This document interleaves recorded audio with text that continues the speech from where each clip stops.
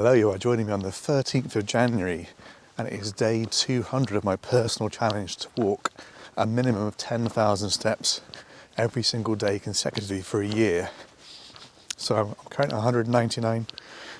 I'm on 3,000 steps so far today, so I'm on a walk now to get me up to near enough 10,000 steps, which I'll complete when I walk the school run this evening. Now 200 days is quite a big milestone. So what I thought I'd do is I'd just give you 5 reflections on what I've learnt so far doing this challenge. The first thing I've learnt is just how far 10,000 steps is. Now, I work an office job. I don't do a great deal of walking in that job, so I've really got to try and be active to get the 10,000 steps in. So for me, I know that it takes 2,000 steps for me to do a mile on average. So if I get home from work, I've done 2,000 steps. Really, I've got to head out for a 4-mile walk. Now I track my steps on my Garmin Fenix 6 Pro smartwatch. Now it's a pretty accurate device, it's a pretty good device. It does track walking really well. But like all smart devices, it's on my wrist and it's going to pick up phantom steps. So I've also learnt you probably do around 1,000 to 2,000, depending on your activities, of false steps a day. So if it's on my right hand and I'm cleaning my teeth, I'll get a couple hundred steps from doing that.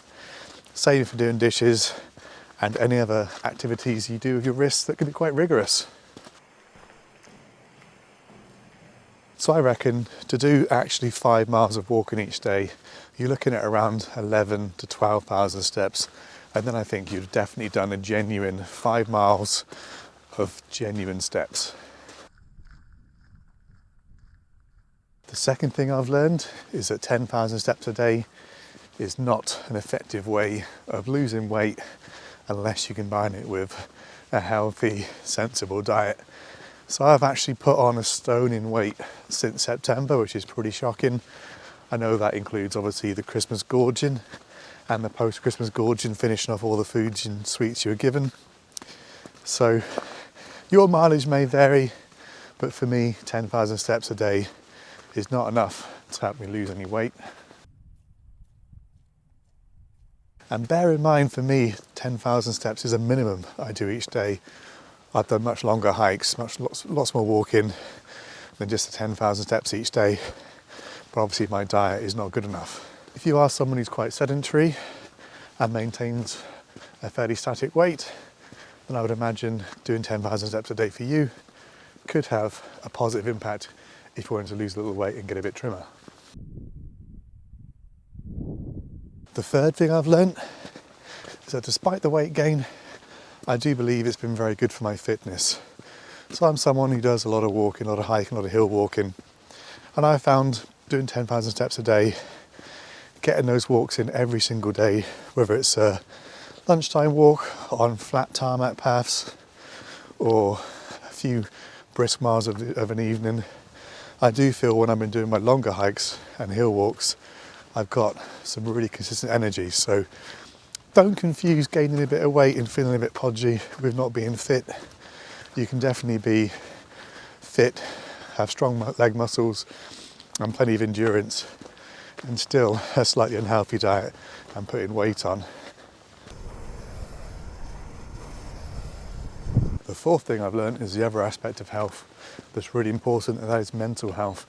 Now, I firmly believe, and there's plenty of studies showing it, that walking is very, very good for your mental health, very, very good for processing thoughts and emotions, being creative, having ideas and all the rest of it. So this challenge, forcing me out, whatever the weather, every single day, can't miss a single day, got to do every single day, doesn't sound very healthy in that way, but actually forcing yourself out for fresh air, a few steps, a few miles, I think it's done me the world of good. And it's not just the walking, it's the being outside. It's forcing yourself out into the countryside, local parks, local footpaths, whatever it might be. It's not always going to be glamorous walking. I've done plenty of walks in the dark to get my steps in, plenty of local loops I've done 1,000 times before, so listening to podcasts and music has been a really big help in doing it. But also just being outside, the fresh air, you're always under the sky, and the sky can always be varied. I've had some absolutely beautiful skies and some wonderful walks that were quite unexpected. Christmas Day, I did a 4-mile walk in the afternoon, and the skies were absolutely beautiful. Really, really stunning. So even though I was just walking from the house, a route I've done many, many times before, those skies just made it something special. And if I wasn't doing the challenge, I doubt I would have gone for that walk on Christmas afternoon. And the fifth and final thing I've learned so far is that this is not an easy challenge. It is very difficult with life in general to get 10,000 steps in every day, especially outside of work. If I'm at work, got a routine, I do 2 miles every lunchtime if I can, and that gives you 4,000 steps plus other steps along the way.